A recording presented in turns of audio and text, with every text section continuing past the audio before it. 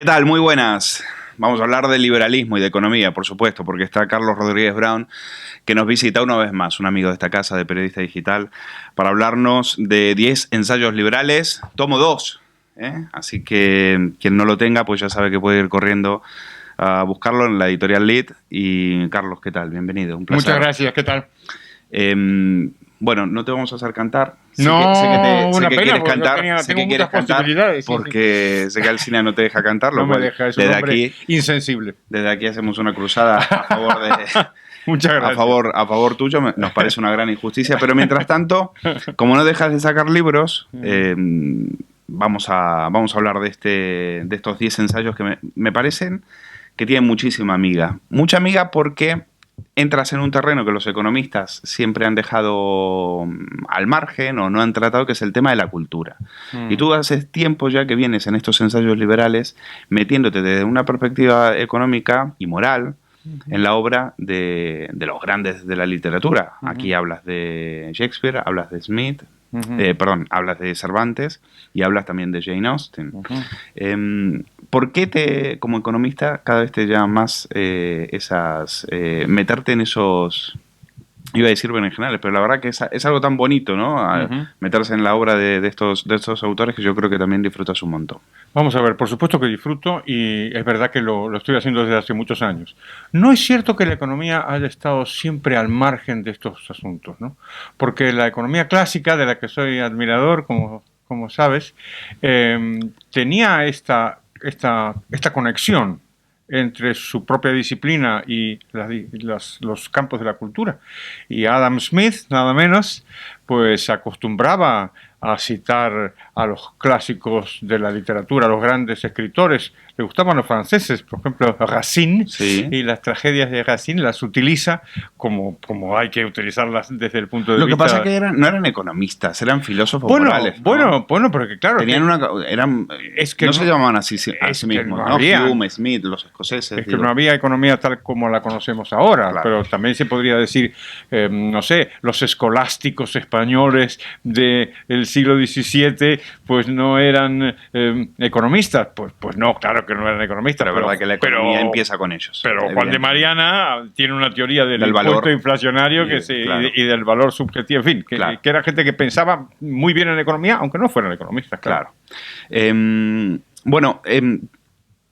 En principio, el ensayo... Ahora ya vamos a hablar de los autores de Quijote, de Smith, de Cervantes, a los que le dedicas algunos de los ensayos, pero empieza con algo muy de actualidad, que es el tema del populismo, un ensayo sobre el populismo y una anécdota que me gustaría que se la cuentes a nuestros lectores, que es tu encuentro con Carlos Menem, un presidente que hace campaña electoral, un presidente peronista, clásico, populista, que hace campaña en esa línea y luego después acaba haciendo una política, que se consideró de derechas o liberal.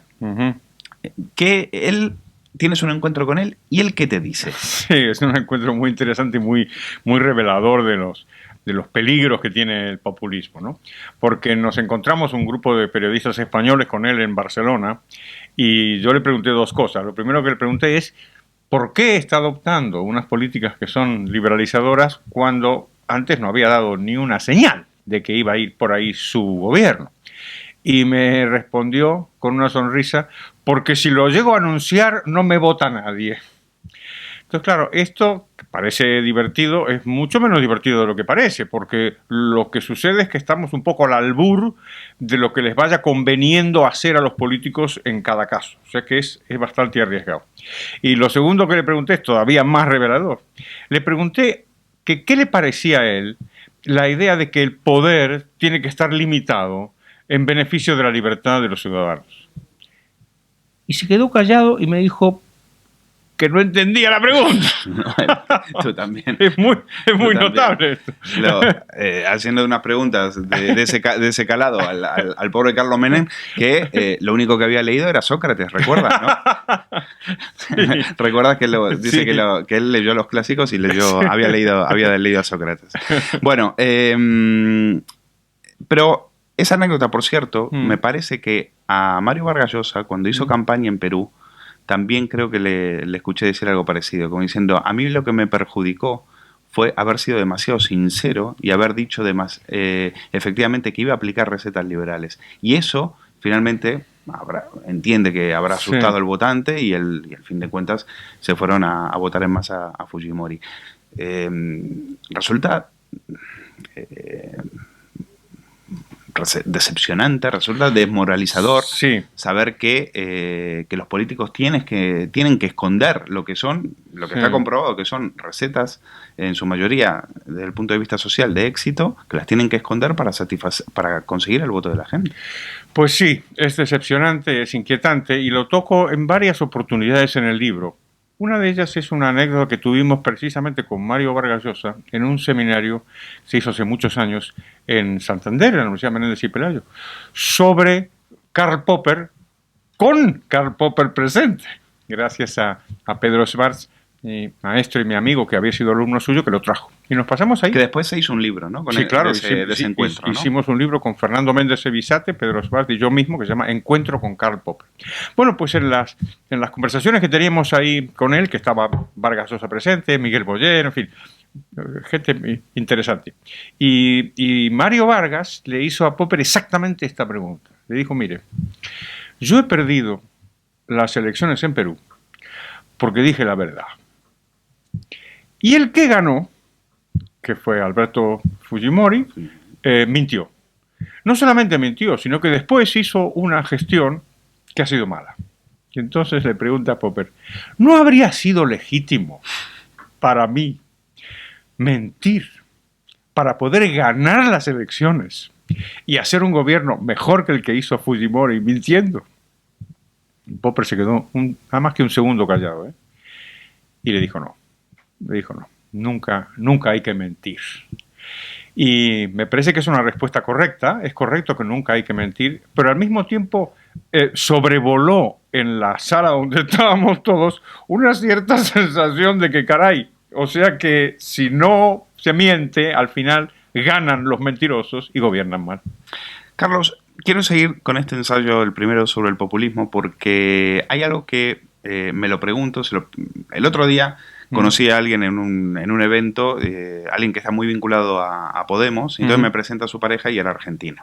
Ajá. Y pienso en el entorno de Colau también hay muchos argentinos, en la dirigencia de Podemos también hay muchos argentinos, y pienso si ese populismo, su teórico, uno de los referencias era Ernesto Laclau y también es argentino. Me pregunto si ese populismo que se ha importado de Europa es un producto argentino desde el punto de vista político e ideológico. De hecho, lo del populismo allá se discute desde hace décadas, o es algo que tú has investigado y lo has encontrado también en otras épocas y en otros lugares. Vamos a ver, empecemos por mi primera frase en el libro, es que el populismo es difícil, es como la pornografía, que es difícil de definir, pero cuando lo vemos, lo reconocemos, ¿no?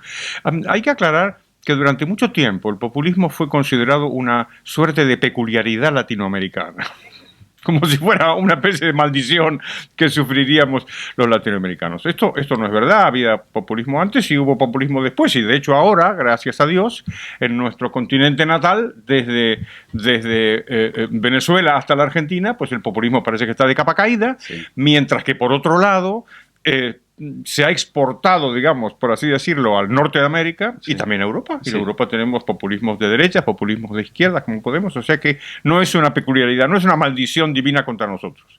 Ahora bien, esto dicho, parece lógico que los de Podemos, en su ensayo político populista, pues recurran a los modelos que ya existían y que han probado tener éxito, que sí, es que el populismo ha probado tener éxito electoral. Y en Argentina probablemente más que en ningún otro, dada la perdurabilidad del peronismo. Con lo cual, a mí no me parece, digamos, absurdo que los de Podemos, buscando modelos, pues hayan buscado en la Argentina. Vamos a lo que decíamos de los clásicos. Si este libro tiene un valor es por los análisis que le dedicas al Quijote, la visión liberal que encuentras en Shakespeare y la defensa que haces de Jane Austen, por ejemplo, en su libro Persuasión, y encuentras a una Jane Austen que es toda una defensora del capitalismo, ¿no? Si te parece, empezar por Cervantes. Defiendes una visión liberal de Cervantes, una versión basada en la defensa, no de la economía liberal, de la libertad. Defensa de la libertad y también de la economía liberal. Antes de que me olvide, quiero recordar una cosa que hace Cervantes en el Coloquio de los Perros, que me parece muy revelador, y es reflexiona sobre por qué faltaba carne en muchas ciudades españolas, pero no en Sevilla. En Sevilla hay carne.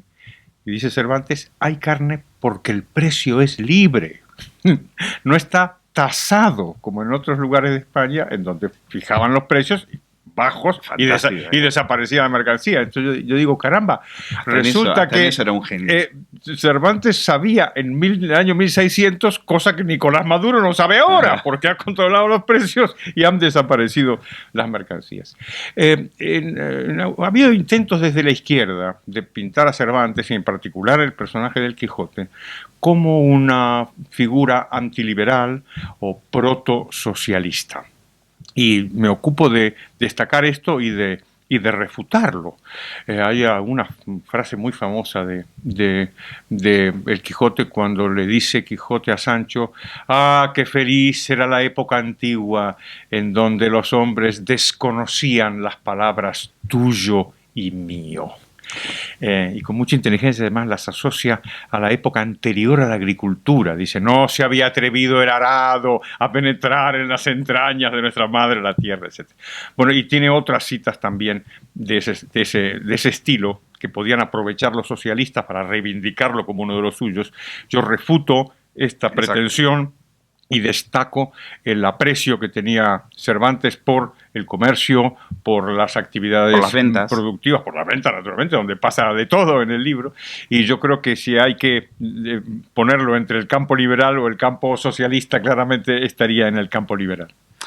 Y esa bonita frase, la libertad, Sancho, es uno de los más preciosos dones que a los hombres dieron los cielos. Sí, es muy bonita.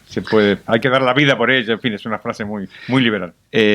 También en Shakespeare. Me ha gustado lo del Mercader de Venecia, porque también yo le dediqué en mis años jóvenes algún folio defendiendo a Shylock en contra de los que parece que son los héroes, ¿no? Esos jovencitos, Porsche y demás, que son en realidad para mí, y creo que para Shakespeare también, los malos de la historia.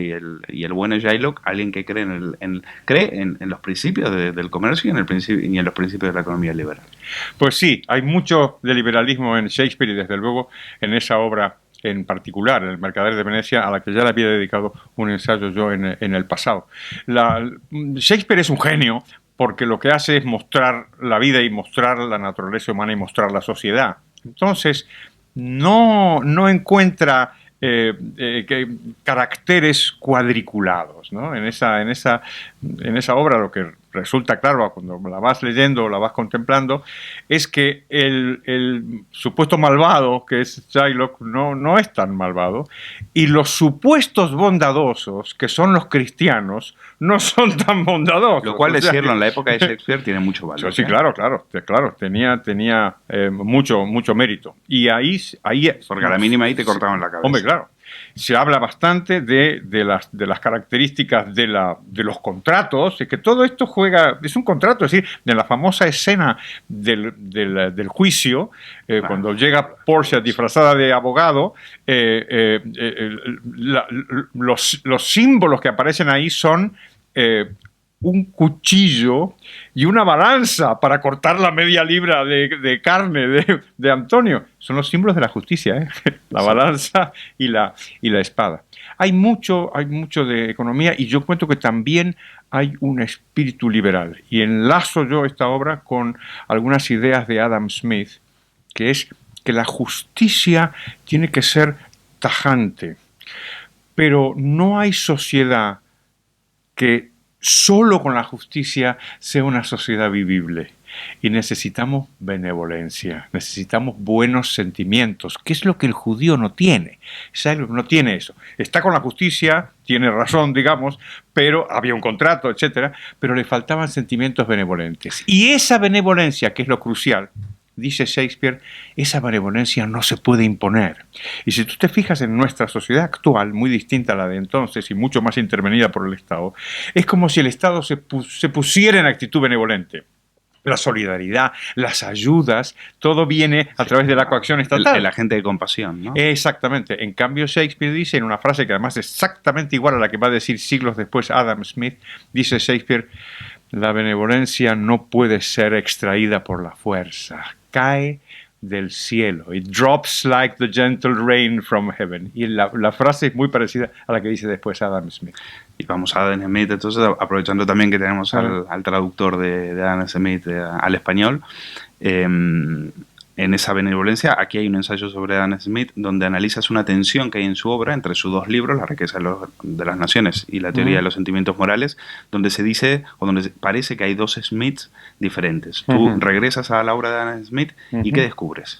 Vamos a ver, hay una vieja disputa que de hecho empieza el siglo XIX con unos pensadores alemanes que acuñaron lo que se llamó después Das Adam Smith Problem, ¿no? El problema de Adam Smith es que parece que el autor de Teoría de los Sentimientos Morales es distinto del autor de La riqueza de las naciones. Este dilema ha sido ya resuelto. Y ha sido resuelto, entre otras cosas, porque hemos sabido lo que era el proyecto de investigación de Adam Smith, que como tú muy bien has dicho, era un filósofo moral, era catedrático de filosofía moral en Escocia. Y lo que tenía era un proyecto de investigación muy amplio, del que solamente conocemos partes. Tenía una parte económica, que es riqueza de las naciones, una parte de ética, que es esta, pero también partes filosóficas, partes de filosofía del derecho, etc. O sea que no hay una contradicción entre esos dos libros. Y lo que yo recojo en mi ensayo de este libro es que se ha recuperado ahora otro problema de Adam Smith, que es si era o no era liberal. ¿Por qué? Porque Smith tiene algunas frases y algunas ideas que podrían avalar una postura muy antiliberal. Defiende algunas intervenciones del Estado, critica a los empresarios, critica a los lobbies de los empresarios. Eso es. Y entonces lo que hago en ese libro es poner los dos Adam Smith, ver lo que es el Adam Smith antiliberal, que por cierto es algo conocido en la ciencia económica desde el año 1927, que se publica en Estados Unidos un artículo de Jacob Weiner sobre esto, y poner los elementos que son liberales. Juntar los dos, los liberales y los antiliberales, y mi balance es que este nuevo problema de Adam Smith es tan falso como el anterior. ¿Por qué? Porque Adam Smith claramente es un autor liberal, pero con muchos matices. Bueno, decías, dejamos ahí esa frase de la benevolencia, que quizás para el que no nos esté escuchando es la frase de Adam Smith, que también la recogía Shakespeare. Bueno, no la recoge, Shakespeare la hace mucho antes. No es la benevolencia del carnicero, el cervecero o el panadero lo que nos procura nuestra cena, sino el cuidado que ponen ellos en su propio beneficio. Esto es importante. ¿Por qué? Porque a menudo el pensamiento antiliberal considera que los intereses personales son como viles, como ruines. Late detrás de esto una noción de la suma cero, y es que si tú y yo establecemos un contrato y yo gano, entonces tú pierdes.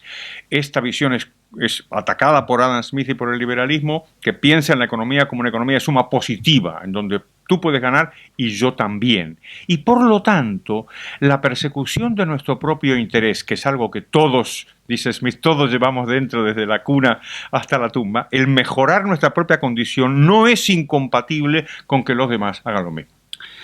Fíjate que hoy estaba escuchando...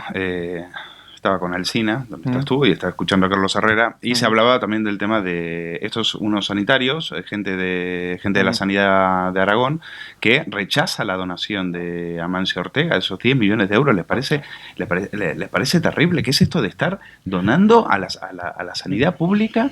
Y decía Herrera,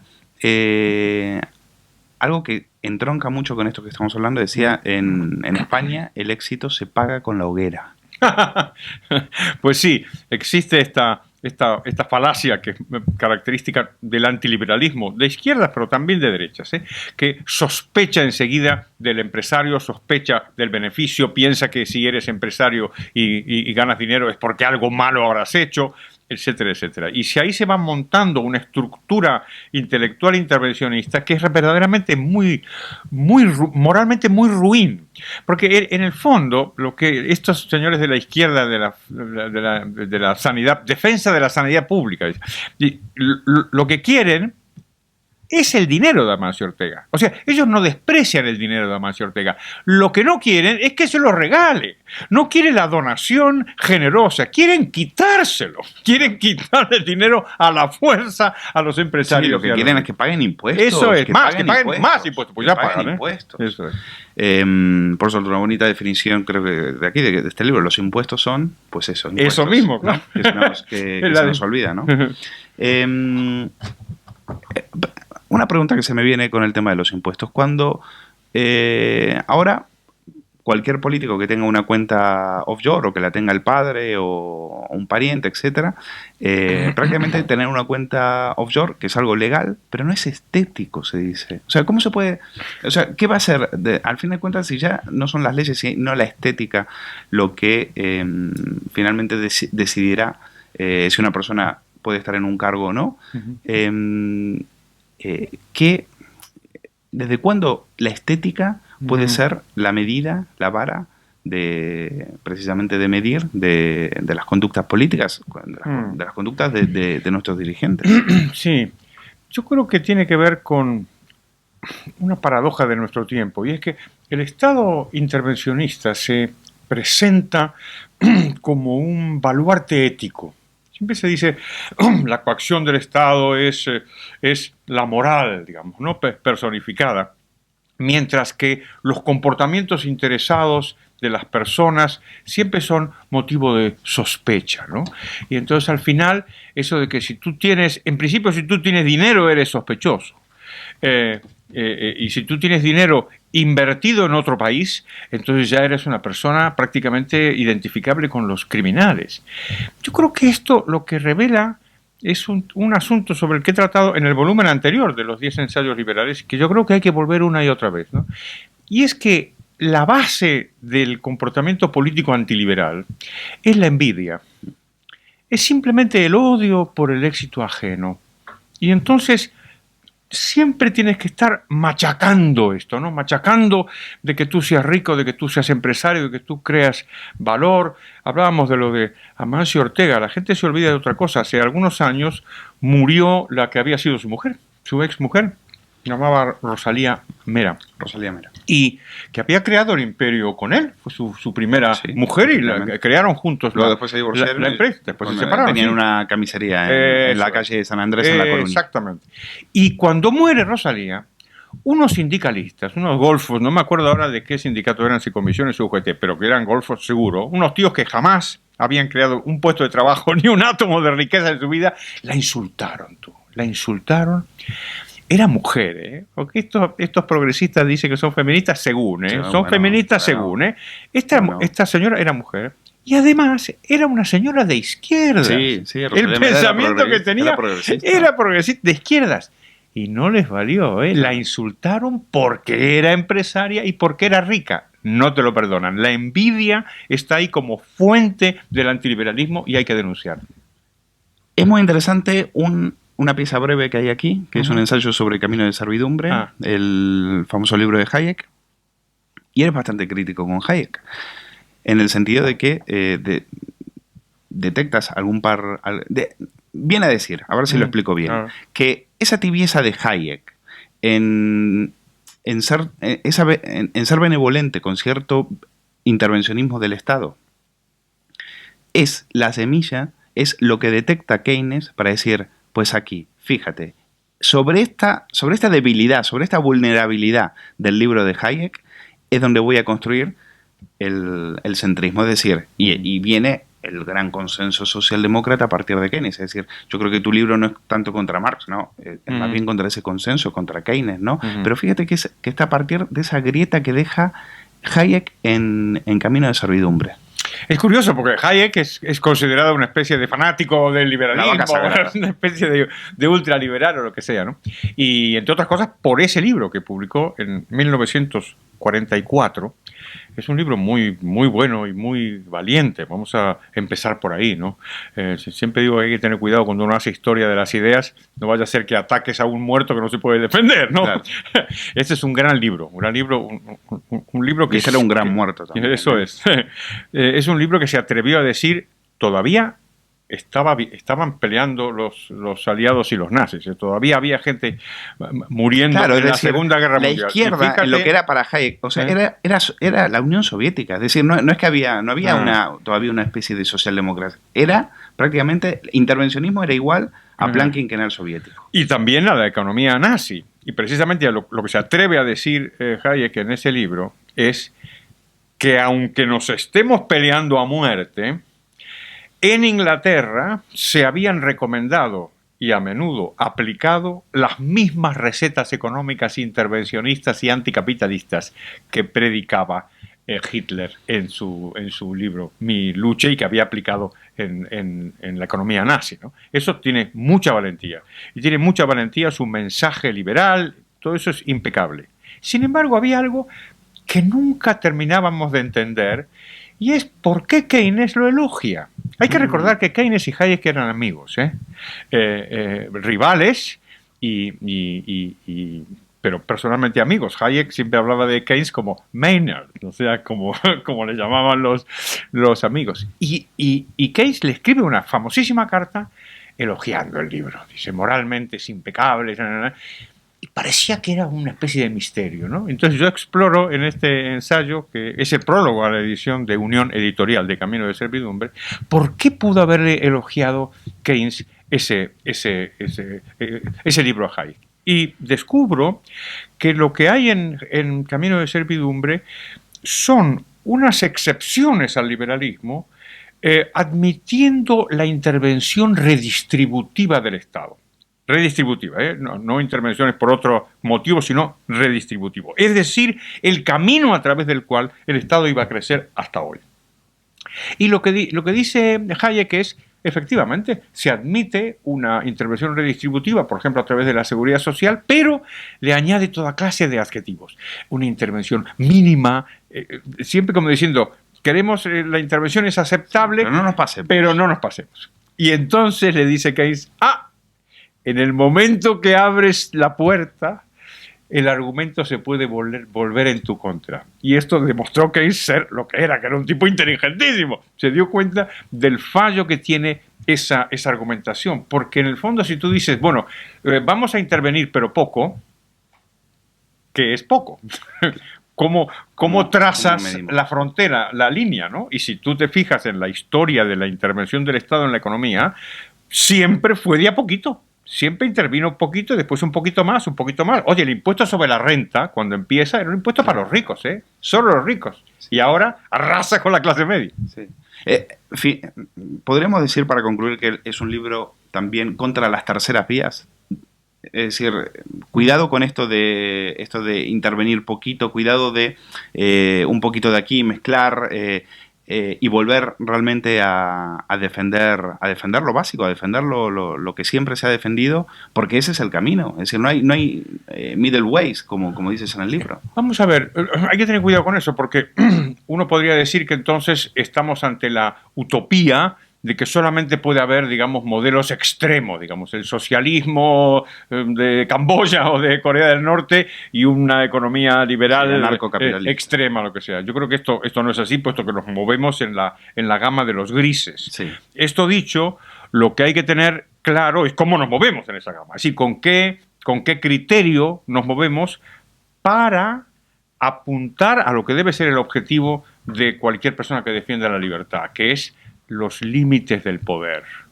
No puede el poder tener unas fronteras porosas de tal manera que pueda crecer sin límite. Este es el peligro que los liberales siempre señalamos y frente al que yo advierto en el libro. Pero me llama la atención porque eres crítico, por ejemplo, con la separación de poderes. O no crítico, dices, cuidado, que con la separación de poderes también puede colarse el poder omnímodo del Estado. Eres crítico con la democracia. Hayek creía que la democracia iba a ser la muralla que nos iba a blindar frente a la expansión del Estado y finalmente no fue así. Por lo cual, eso, desde el punto de vista liberal, ¿dónde te sitúa? Lo que digo es que todas estas ideas me parece que están bien. Está bien la separación de poderes, está bien la democracia. Lo que advierto es mucho cuidado en creer que estos son mecanismos mágicos que per se protegen los derechos y libertades de los ciudadanos, porque no es así. Es decir, la democracia ha subido los impuestos en nuestro país, en España, más que ningún otro régimen en toda la historia de los siglos de historia que tiene España. Y se hizo bajo regímenes democráticos. Es que los impuestos, que como te decía hace un momento, crujen a la clase media, no fueron establecidos por una dictadura. Se votaron en el Parlamento y tuvieron el voto mayoritario.